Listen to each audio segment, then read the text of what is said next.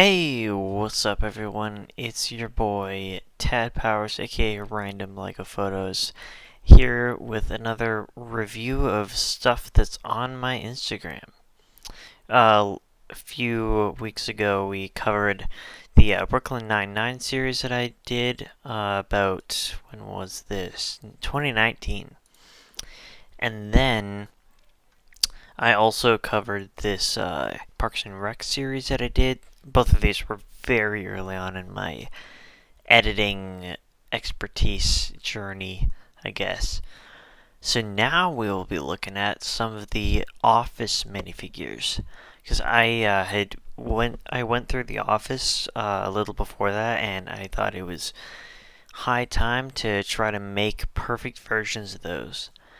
And starting off, we have Jim Halpert. This one, it probably took the most time because the face took so many trials and errors. The hair came together pretty nicely. I can put up a picture of Jim right up here next to him.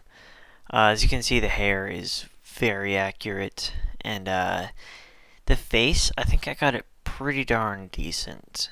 I'm sure that there's some of you out there. Oh, crap, Java update. Anyway, I'm sure there's some of you out there that would have suggestions for a better mouth or better eyes or something, but at the time that was pretty good. The moving down, we have the standard, button-up shirt with a tie. Now, I completely forgot to put in the line there for the buttons, but honestly, with the detail on the tie, I think it makes up for it. Also, I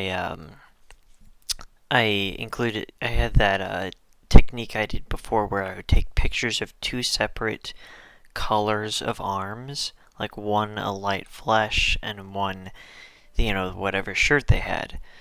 And then I would kind of erase parts of one, sort of put them together to try to make it a sleeve that isn't, that's more of like a 2/3 of the way down rather than exactly halfway. And I think I achieved the look pretty well on this. And the lines for the wrinkles turned out really well, in my opinion.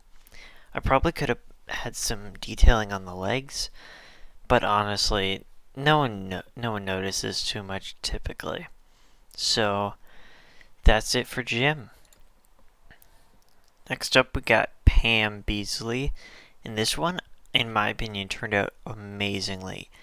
The hair, even though there's a little slight bit of a color difference now that I look back at it, it looks so perfect for a Pam Beasley minifigure. Like, honestly, this figure alone is making me want the Lego to make The Office as like a set or as a minifig series or anything. But like, dude, that would be so good. As you can see, there's I believe that was either Finn from Adventure Time's legs or something to that nature. And I had Sensei Wu's skirt piece thing that I recolored as gray. I combined a few torsos for this one.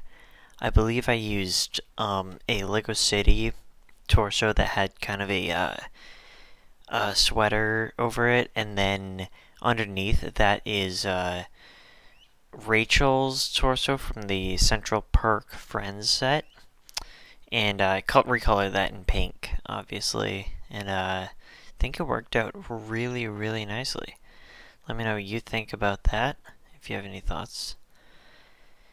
Next up, we got Dwight K. Schrute, and I think I nailed the face on this one. This one took me a little bit, but with the help of the young Han Solo head and a minifigure from Phoenix Customs, which I'll link to his shop. He has an amazing array of minifigures. They're custom minifigures. I mean, they can be a bit pricey, but they're really, really good.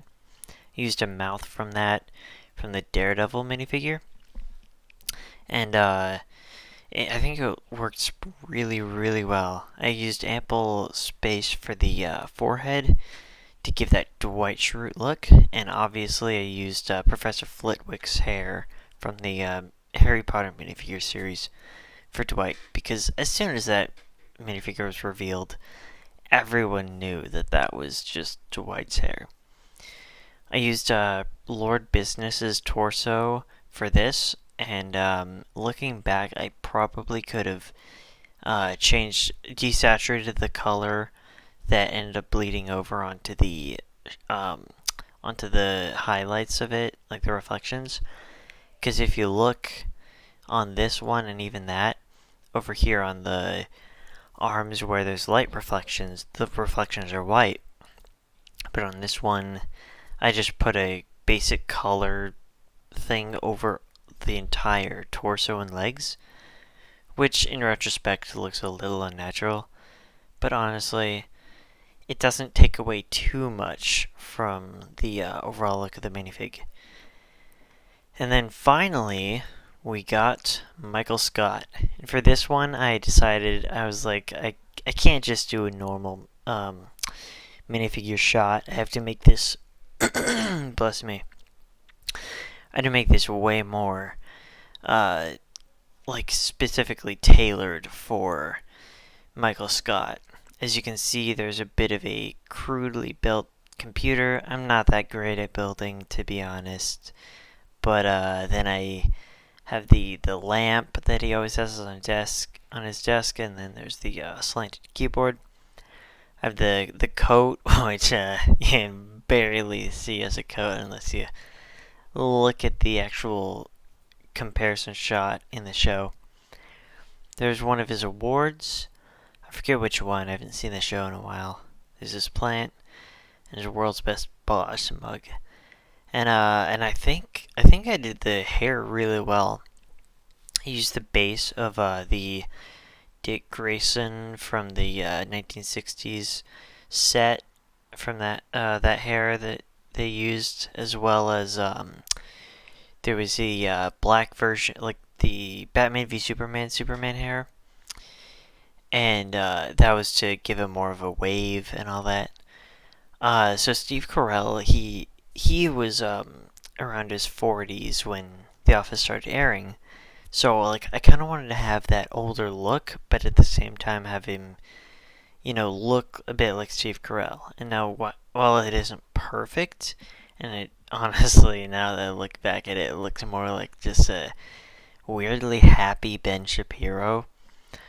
I do think that it gives that Steve Carell and Office vibes very well. And also the background, I ended up having to change up the colors, which that took so long, having to select, like, isolate this specific blue color. But yeah, let me know what you think of this whole series. You can find it on my Instagram. If you go back a few posts to March 10th of 2020, which is like there's a few posts in between. But yeah, thanks so much for watching this shorter review of my Office series that I made. I hope to have some reviews of the other minifigure series that I've made. And also, I have a second musician series coming out exclusively on YouTube first. And that's going to be coming out sometime soon. I don't know exactly when because I have to figure out the details with the collabs. And but yeah, that should be coming out on YouTube of me reviewing all those figures, and then I'll post it on Instagram because way more people follow that page. Speaking of, I'll link it in the description below, but if you want to look up random Lego photos on Instagram, I just hit 9,000 followers today, actually.